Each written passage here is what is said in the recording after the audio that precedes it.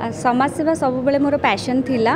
गोटे कलाकार सहित मु सब बेले समाज सेवा करी आसुथली बट नवीन पट्टनायक जो निस्वार्थपर भावमूर्ति आ जो काम करिवार जो दक्षता रही से सब बेले अनुप्राणित आज से आज बीजेडी रे योगदान करिछि आ मु भाबुछि जदि मते दल भितर आज गोटे परिवार भितर मते आज सदस्य भाव में ग्रहण करछन्ती आगामी दिन में मते जदि कोनोसी रेस्पॉन्सिबिलिटी दिया जाए ताले डेफिनेटली मु निष्ठार सहित से कार्य करिवा पे चाहे। भारतर नंबर 1 मुख्यमंत्री से कथारे काम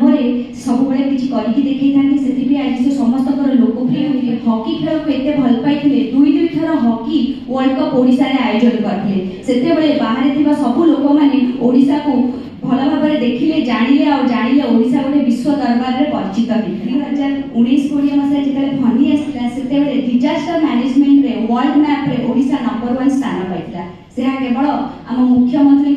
निस्वार्थपर भाव आ कठोर परिश्रम जो आज ओडिशा ये जगह पहुंची